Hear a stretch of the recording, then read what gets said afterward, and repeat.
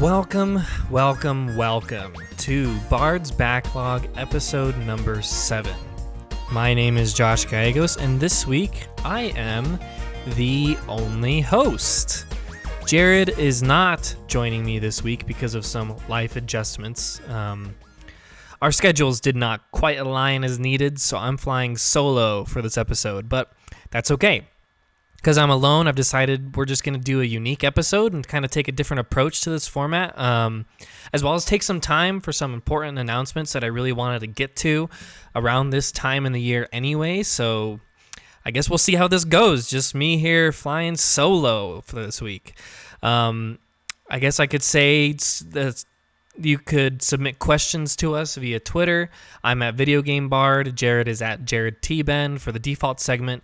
And for the game that we typically cover, though this week I'm going to do a little bit of a different thing here for the video game section.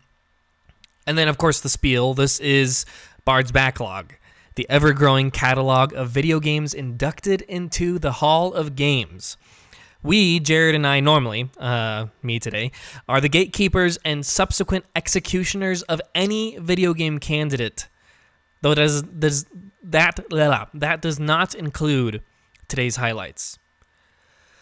So, despite our deepest wishes, last week was not the final episode to occur during the COVID-19 lockdowns. Things are still going on throughout the country, things are still going on throughout the world, and everyone is still getting into a titillating panic as we speak. Thankfully, here in Colorado, which is where I'm based, things are starting to tentatively open back up. Of course, the essential businesses have been running, and there are more and more businesses being opened up throughout the month, but we still have not gotten to a place where we have reached the gatherings of 50 rule that other states have been getting to. I really am hoping that we can get to that within the next month or so. We also have an interesting rule going on here where we have to be wearing masks. And I think LA is similar, where they're just doing it anytime you're out. Ours is a little bit less restrictive. We can do it. We only have to be wearing masks in retail areas, and then like public transportation spots and a few other places as well. But we don't have to be wearing them every time we're outside. So if we're just being our own person, just walking around and doing something recreationally, or if we're going somewhere where there aren't groups of people, we don't have to necessarily be wearing masks. But yeah. This pandemic is definitely here to stay for a little bit longer, and it'll surely stay with us through the summer, probably in some major and minor ways, at least depending on where you live. But that will not stop Bard's Backlog from reaching the ears of its victims, or as most people would call themselves, probably fans. So, with that in mind, let's go ahead and take care of some housekeeping and really just talk through a few specific things about the podcast, as well as the Video Games Bard suite of products that we've wanted to get off the ground this year.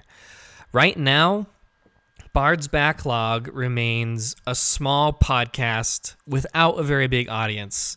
I'm not necessarily going to talk numbers right now, but I am able to see the metrics as to who's listening and where, and that sort of thing, and how many people listen throughout the entire episode and whatnot.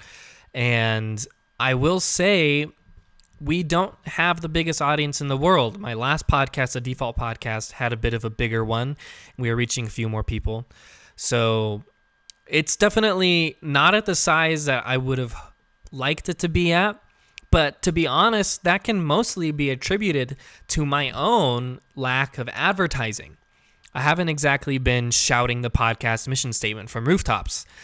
To be honest, I started the podcast at the beginning of the year after a pretty big medical problem came into my life. And that has actually persisted through quarter one of 2020 and has caused me to pull back on a lot of things that I intended for not only Bard's Backlog, but for the Video Game Bard suite of products in general.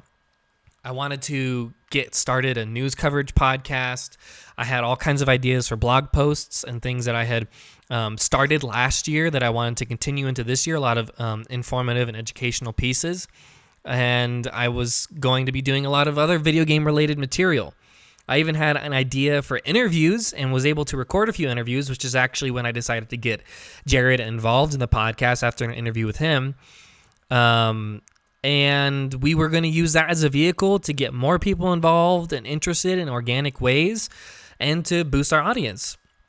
However, life had different plans. 2020 has been a year of surprises, and all of the things that I was planning on doing with my suite of products, but even with Bard's Backlog, all of that changed with my diagnosis, with the medical issues that came up. And the amount of time that I would have been spending working on all this stuff has been instead focused on rebuilding my own mental health and getting some semblance of my normal life back. And that's kind of just where we've been, at least as far as I'm concerned, personally as one of the hosts this year. The focus for the start of the year has just been to make sure that I can even produce a product. Even just one product. And that's because of everything else going on. I really wanted to make sure I could focus and do something. And that's been Bard's Backlog. And we've allowed the others to basically just hold on standby while I was sorting out the rest of my life. And despite some setbacks, despite my medical situation, and I'm still not at 100%, I'm still recovering and dealing with different things from day to day. In fact, just to be a little bit more personal and forthcoming about stuff that's going on, I've been fighting a lot of anxiety in ways I never have before in my life. And I think part of that is tied to the stuff that's been going on societally. But it's just something that I've never had to really combat before. And I've really had a difficult time with anxiety these last few weeks, especially. This last month has been definitely more difficult than a few of the months earlier in the year. But despite all that, despite everything that's been going on, I and my amazing co-host Jared, who I could write an entire tribute letter to for being so helpful this year and really just coming in clutch and being there for me every single time that we got together to help me, except for this time. Although, to be fair, we were planning on trying to fit this in at a different point in our schedules, and it ended up being me who pulled the plug on it. So I can't really attribute that to Jared. But anyway, he's helped me been able to stay on top of producing a steady stream of episodes and putting together a podcast that's full of insightful game analysis, which is something I've always wanted to do and dreamed of. And so I'm proud of what we've been able to put together, despite not having all the time in the world, despite not being 100% the way I would want to be, or even having the level of, I guess you could say, product outpush, as far as advertising and getting in front of other audiences and getting other people to listen in and going on interviews, sprees and everything, all those things that I initially wanted. Despite the fact that we haven't been able to do all that, I'm proud of what we've been able to do. And though our audience is small, I do just want to say, for those that are in the audience, a huge thanks to you as an individual who has tuned in and showed support during what has been, honestly, a difficult time for me and what has turned into a pretty crazy time for our society in general, thanks to the pandemic.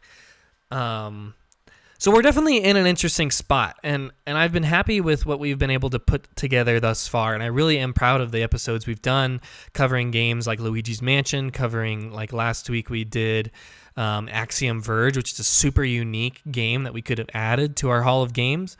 And all that to say, this isn't it. Like, I'm not just stopping here with what we have. The goal has always been to grow. And as we transition into the summer, I want to say I am planning on working my little tushy off and starting to realize some of the other goals I had planned for my moniker, the video game Bard.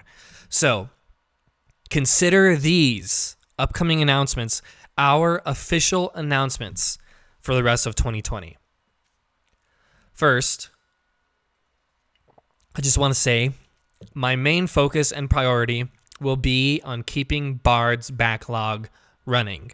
I'm happy to say Jared has agreed to stay on as my co-host, even though I make him play video games he's never played before or had any interest in beforehand, and even though he's a total casual. Just kidding. But funnily enough, the hardest part of this job thus far and being able to put together this product every time that we do has been pushing through a game so we can talk about it in depth. and dedicating the time needed to do so around everything else that life entails for both of us, both Jared and I, separately. We're both very busy with normal life. This isn't our regular daytime job that we're doing, and we have other commitments and things outside of this that take away time from what we would normally, maybe even in an optimal world, be able to put into this. And our goal is to produce an episode every 2 weeks, bi-weekly. And that means that we only have that amount of time, that 2 weeks, to finish a dang video game, which can be more complicated than you might think, especially if you really want to spend your precious gaming hours, like me, playing another game like Assassin's Creed instead. And I often do that. I mean, I have my whole section, the games I'm playing, just so that I can talk about the other games that are distracting me from the main game that we're supposed to be covering. Still, I believe in the Bard's Backlog product, and I love its topical focus, the fact that we're able to go into the pick of the week every week and talk about the ins and outs of the game, the nuances of it, and maybe why it should or should not be considered for the Hall of Games. I just really love that topical focus that we've been able to bring to the show. So, as first announcement, we are committed to keeping it rolling as the Video Game Bard product backbone, as it has been for the perfect first pillar of Q1 2020 for us here. So that'll be still running as far as I'm concerned. And that starts with even doing episodes like this, where I do have to come in and fill in maybe a gap in maybe what else is going on. And we are not going to be covering Okami HD like I said we were going to last time. That'll be in the next episode. Instead, I have a little bit of a different feel for this episode, since it is just me, but we'll get into that in just a little bit. My second announcement that I wanted to talk through is that I am going to start advertising Bard's Backlog via social media. I haven't utilized, and I talked about this a brief moment ago, I haven't utilized actual advertising techniques at all with the podcast up to this point. We've literally just been putting it out every week and then getting the small numbers from, I put a couple posts out on social media just on their own pages, and I'm not really doing anything outside of that to boost the audience. So I'm hoping that by actually using some of the techniques that I've learned in the past and maybe trying to learn some more to begin some advertising for the product, we'll see a boost in audience numbers with this change going into the summer. Now, if you're already a listener, thank you. If you've enjoyed what we've put together thus far, I guess my only request would be, because we're not asking for money or anything like that, I just request that you would tell a friend, maybe someone else who you consider a gamer or who would potentially be interested in the topics that we cover. Just tell them about the podcast. That's a way to do some outreach that could get some boots on the ground in ways that Jared and I could never reach people. We'd love to be able to reach hundreds more people than we are right now and spread the message that overlooked video games that maybe aren't in the number one top searched or aren't going to be on the front of YouTube or on the front of Twitch. Those overlooked video games and their digital world that they represent that may or may not deserve a spotlight. And we go through and we take these games and we talk through them. And we want to spread that message.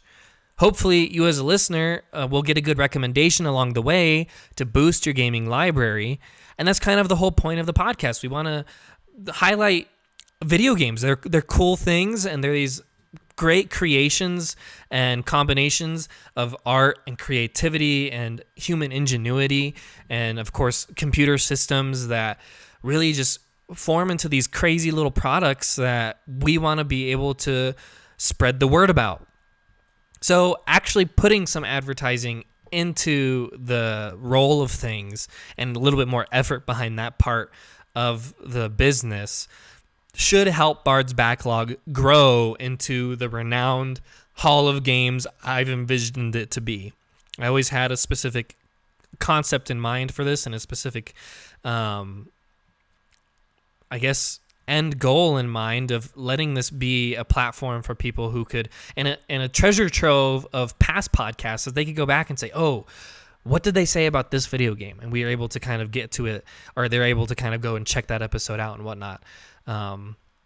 So we're going to continue to improve the conversation so it's worthy of advertising, but that is my second announcement that we have for today. Third, and this is totally separate from Bard's Backlog, just something that is in tune with the Video Game Bard suite of products. I am going to start producing a new kind of product for people who are interested.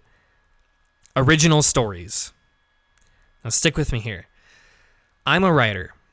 I have put a lot of time this last year or so, last couple years, into writing for the games industry in a news format, in an informational format, in a like top 10 lists, blog post format. And so I was pursuing that particular avenue, and I was even able to make a few bucks going in that direction. But I decided that I wanted to try to do something a little different. I wanted to try to tackle original stories. So these will replace the blog posts I was producing last year, which like I said, were geared toward like gaming websites and news readers. To be honest, one of the reasons I even took on the title of Video Game Bard in the first place was because I believed in my own ability to write, like the grand bard of old, Shakespeare, who was a major inspiration for me. I didn't always know what kind of writer I wanted to be, and blog posting was the way I decided to explore my writing before, and I learned a lot from the informative format of blog posts, but I'm deciding now to transition away from it and pursue something I think I'll be a little bit more passionate about. I'm trying my hand at fiction instead, which is a very different beast of writing, but one I'm excited to attempt. I've always wanted to, and this is a dream of mine, write a video game. No small task.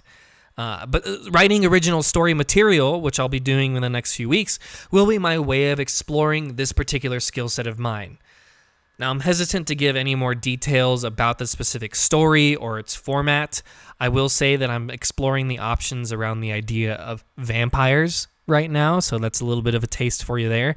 But I will say that everything I write going forward in this original story content will have video games as the main inspiration and will be written with adaptation to a video game in mind, specifically like, a specific genre even that I might like particularly tackle a story with and think, okay, how would this work as a video game? Of course, I could never guarantee that actually happening. I don't have the chops to build a video game on my own, at least not yet. So for now, they will just be written stories. Now, I do have some solid ideas formed already that I hope to see to fruition in the coming months, but my goal for this type of writing is to, as opposed to the blog posts that I was writing before, which were more focused on information delivery and educating the reader, my goal is to be inventive, to be enthralling, and of course, original. Now, honestly, I'm doing this a little bit more for myself than anyone else. It's even a way to kind of be a little more therapeutic with everything else that's been going on with my life. And I want to write the kind of content that I would enjoy. And hopefully that along the way, anyone who does read the stories will enjoy them as well. Of course, that's the goal. The stories will serve as a nice complementary production to the conversational format of the Bard's Backlog podcast, serving as the second pillar for our Video Game Bard suite of products going into Q2 2020. And you'll see what all of that looks like in the coming weeks as that starts to get put out. Finally, my last announcement, and then I'll shut up about all this stuff. I want to outline just a quick vision for the rest of the year. Now, I wasn't sure if I wanted to include this in the announcements for this week, but I'm a big believer in speaking reality into existence. If you can set a specific goal, you're already one step closer to achieving that goal. That said, the full suite of Video Game Bard products was always meant to be more than one podcast and even the occasional written piece. Q1 and Q2 of 2020 has been Bard's Backlog. That's been my focus, and we've been able to do that incredibly well, in my opinion. Q2 and Q3 2020 will be original stories, which I'm excited to get off the ground, which I just talked through. Q3 and Q4 2020 if all goes well and no other surprises come up, medical or otherwise, and like I said, 2020 has totally been the year of surprises, so who knows? But if all goes well, they will be all about video game industry commentary, specifically in the form of the Video Game Bard Report. The Video Game Bard Report will be another podcast, this one in a weekly format instead of bi-weekly like Bard's Backlog, and will cover the industry at large, breaking down major news stories and other important pieces of information. The report will also contain my idea for interviews, which I had said I wanted to get off the ground earlier this year, which will be used to highlight personalities in the gaming world. So, a new podcast will hopefully be in the works that will have a decidedly different feel from Bard's Backlog. My hope, and I say hope to stress that this is all still just in the planning phase, is also that by the time I'm able to launch the Report podcast, I'll also be able to be in a position to open up a Patreon. Though I am committed to holding off on a Patreon until I am able to completely outfit it with all the bells and whistles necessary to run a true, fully fledged community. And that's always been my ambition. My focus for this business of mine that I wanted to build from the ground up would be to have it Patreon run. And I even started a Patreon at the beginning of 2019. Built it out, had a bunch of tiers for it and everything, but it wasn't quite what I needed it to be for the time, and I didn't even know 100% like how I was going to incorporate that into the podcast I was doing at the time, the default podcast, and my own writing. It was definitely still in the concept phase, but I've got a better idea for it now, and I'm hoping that that will come into play at the end of the year.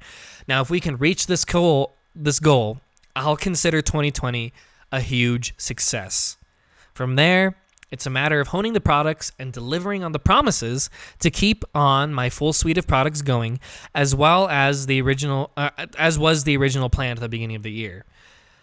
This final announcement, like I said, is tentative, as literally anything can happen that may cause things to change course.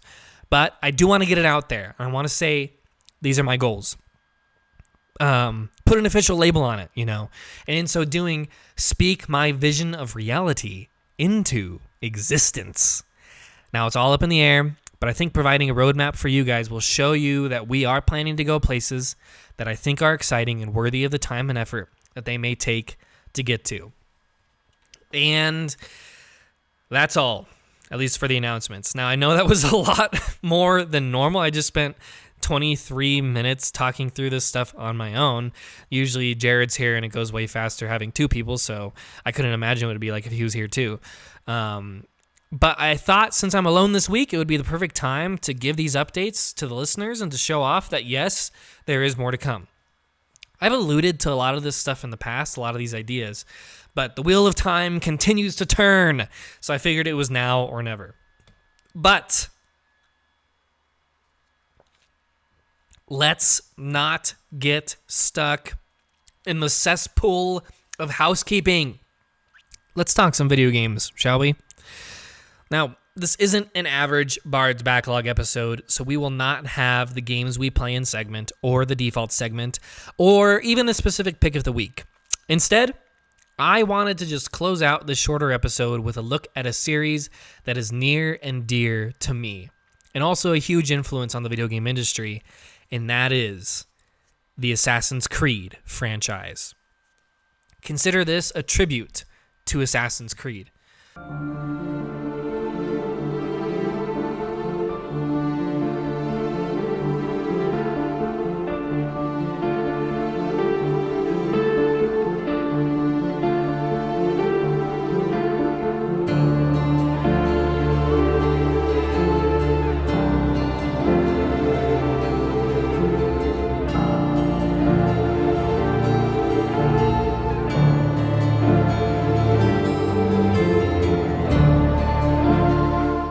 I've been on an Assassin's Creed kick thanks to Origins, one of the games that I've been playing in between the picks of the week for this podcast. Assassin's Creed Origins is a huge game, so it's been sucking up a lot of my hours. But what I've been playing, I've been enjoying every second of. And it has reminded me how special this series is and what an accomplishment it has been, not only as a video game tribute to historical events, which of course are its bread and butter, but as an influential player in the open world genre in general and the further games industry. And with the next game in the series coming to next-gen consoles this year, what better time than the present to pay it tribute? So, to be honest, I wasn't sure 100% how to tackle this, but I really want to just explain to you how special the Assassin's Creed franchise is. And to do that, we really have to look at the franchise as a whole. Now, there are a total of, 11 games in the Assassin's Creed franchise right now, with the 12th coming out. And those have been spread out over the last couple decades. The very first game in the series, Assassin's Creed, came out in 2007 and was, at the time, honestly surprising, but wasn't doing anything incredibly crazy. It was a simple open-world game that captured the industry's attention because of its fully realized historical locales and intriguing assassins versus Templar plot. And what was really cool at the time was the way that they used basically modern times and modern technology, the idea of genetics, of DNA, genetic memory, using the animus, as it's called in the game, this machine to go back in time and relive your ancestors' memories. That was a really cool and unique concept. And then they took it and tied it into the idea of an assassin. And they did it in so many awesome, honestly, dope ways. In the first game, you play as Altair, who was this stoic personality and a quiet assassin who was willing to dive off of rooftops into piles of hay, something that became a very common trope throughout the series. And it was set during the Middle Ages in the Middle East, a very unique setting for a video game. And it was this combination of you were in modern times going back to the Middle East and then back and forth playing as the main character Desmond in the modern time and then going to his ancestor Altair. And it was this really cool juxtaposition between the two different times. And you were able to explore the Middle East in a very true-to-life way, one that was true to history. And the idea of Templars and assassins is carried throughout the series, obviously, but it was one that hadn't ever been explored in any way in a video game before, hardly even explored in books, and so it was something that really just lent the whole series a very unique feel. Now, the game, honestly, outside of these appeals, wasn't really known for its combat. It wasn't really known for its gameplay, really. In fact, a lot of the gameplay is pretty slow in the first game, and that's to be expected. It was the very first game. But it's definitely not held up over the course of the time. The game that really put Assassin's Creed on the map, and you can mark my words on this one, was Assassin's Creed 2, which came out in 2009. Now, this game took all the concepts from the first game and seemingly perfected them, offering a much more in-depth open world with tons of detail and stuff to do. It took place in a time jump, which really showed off the appeal of being able to use genetic memory, because it was like, whoa, not only can you be in the Middle East, and not only does this franchise have to be stuck in a specific area, it can be placed anywhere in history and still be awesome and still have assassins going through killing people and doing all kinds of interesting assassin-y things. And it was just this cool use of the idea of the animus machine to explore historical time periods. And the reason Assassin's Creed 2 became such a well-renowned and really one of the most beloved entries in the franchise, a lot of it has to do with the story. The protagonist, Ezio Auditore, ended up going on to lead the next two games in the series, Assassin's Creed Brotherhood and Assassin's Creed Revelations. And he had this really interesting spunk to him, a really cool personality that tied to the tragedy that came into his life still didn't go away, and really made for some awesome moments outside of just the gameplay. But on top of that, they really improved the gameplay going into Assassin's Creed 2, made the combat a lot more interesting, even made climbing things a lot more fun, just stuff like that to really improve the series. And so that's where it really started to take off. And like I said, after that, Assassin's Creed Brotherhood came out. That was in 2010. He played as Ezio again. This time specifically, he took on the city of Rome. And so they really built, the team built this really awesome recreation of Rome. And you could go into the Colosseum and all these different areas like that. It introduced the idea of a Brotherhood of Assassins, which could be used in-game for various tasks. And this game also gave birth to the multiplayer mode, which my brother Gabe was hugely involved with and in love with at the time. He got so crazy good at it. I just remember him being to the point where he was like at least top 2,000 in the world. Like, honestly, he had to be, because he was recognizing people and started to pick up on other players in the game. And it was at the time, like at this point in history, in the video game industry history, there was other multiplayer games that were way bigger, obviously. Call of Duty, the Halo series was pretty big at this time. So not everyone was playing this newfangled Assassin's Creed Brotherhood multiplayer. And this was also at the time where lots of franchises were trying multiplayer out and just trying to implement them into their own series. But Assassin's Creed did a really interesting take on it, and one that, like I said, my brother, if no one else, got super interested in. And it was really cool to just watch and kind of see how the assassin tropes, the stealth tropes kind of played out in a multiplayer setting. After Brotherhood, the next game in the series was Revelations. Again, another Ezio game, this time with him at the end of his life, him being much older. He had a really cool beard. And there wasn't a whole lot that was added to the game. This one took place in the Ottoman Empire, and they did a lot of tying back actually to the original Assassin's Creed, of course, because the game's set in the Middle East again. And there was ties back to Altair and whatnot that were going on in the series. And this was the end of Ezio's story, and really where the Assassin's Creed story, I think, reached its pinnacle. Now, I never finished this game in particular. I really do want to go back, and actually my plan is this year to play through a lot of the Assassin's Creed games that I haven't played before in just preparing for Valhalla that's coming out this year. But it was a really good tie to the end of the Ezio story, despite the fact that it wasn't necessarily adding a whole lot of new stuff. So that was Revelations. So if you're keeping track, that's 4 games thus far, which is kind of weird because the next game that came out was Assassin's Creed 3.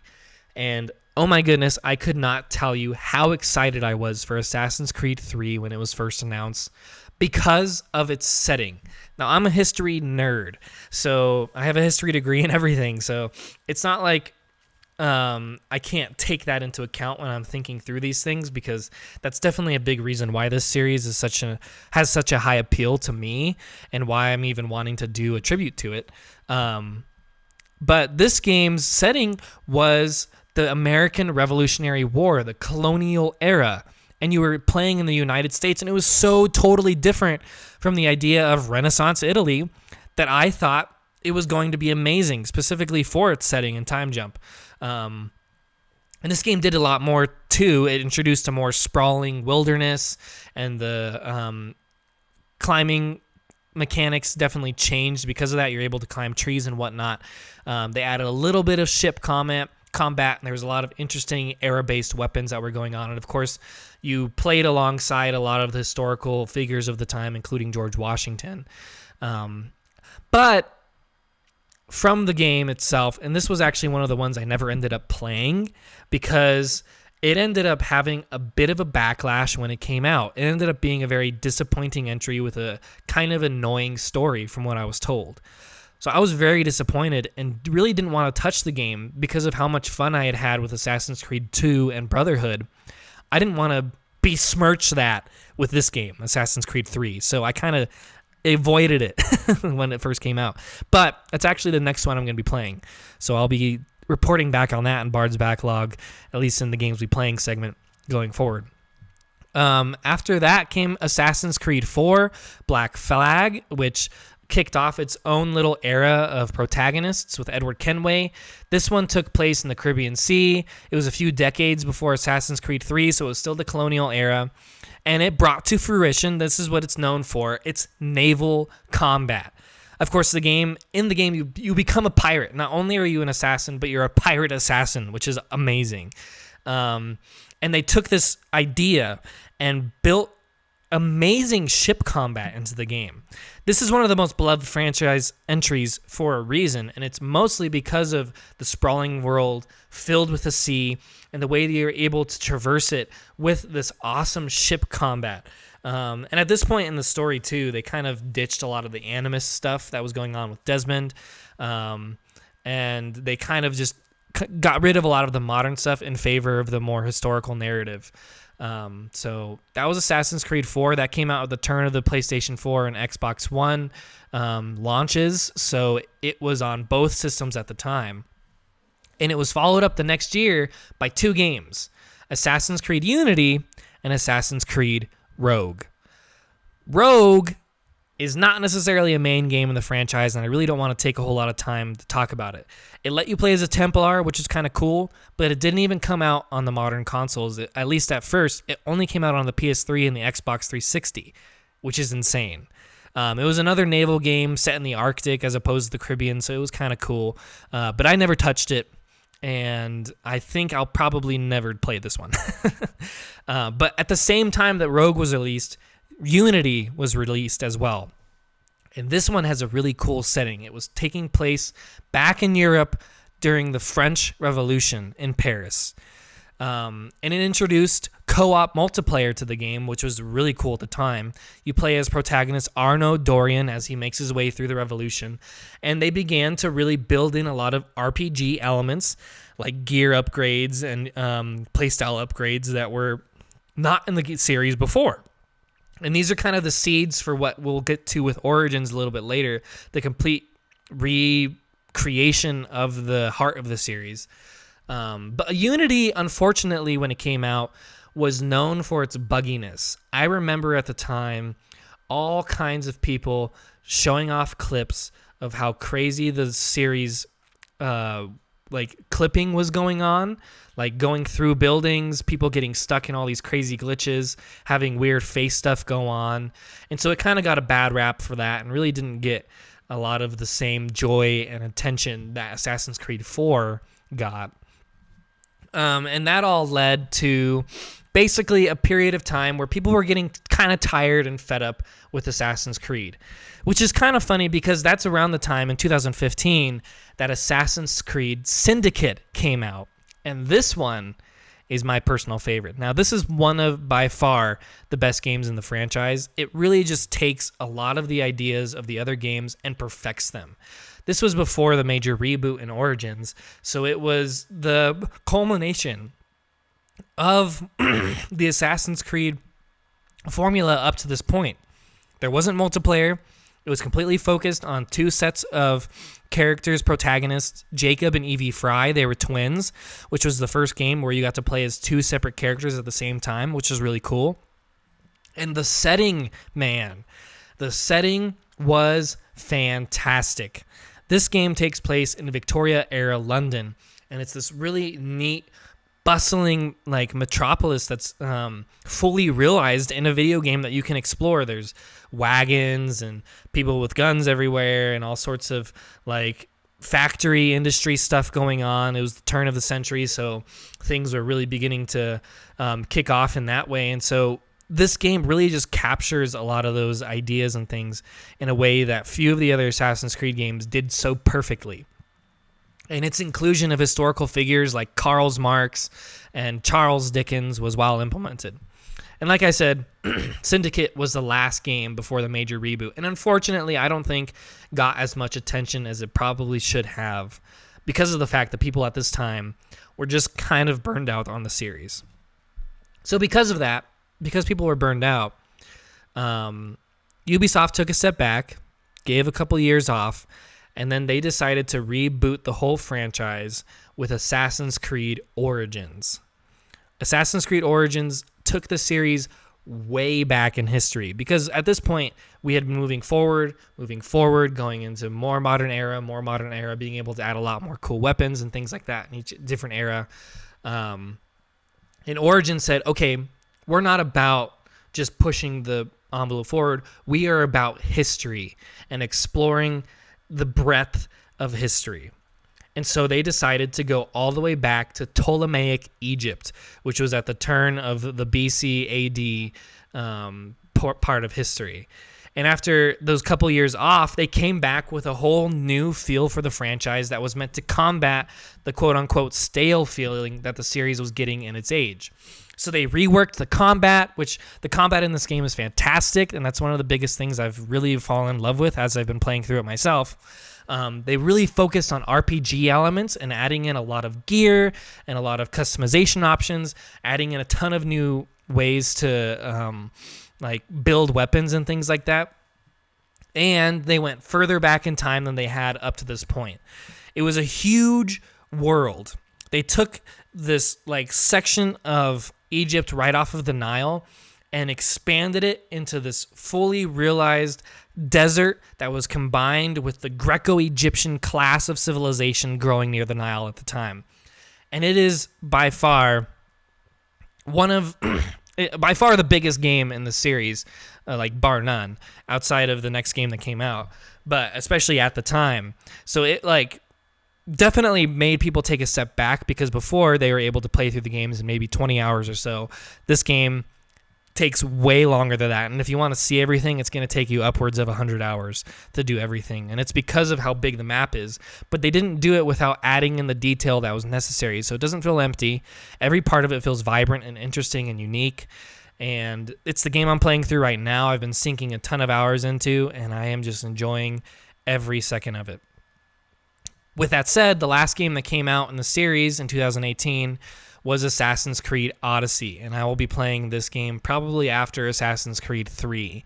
It's the most recent game release. It's also the earliest set game as far as history is concerned. It took place during the Peloponnesian War in Greece, which is a few centuries before when Assassin's Creed Origins, the Egyptian game, took place.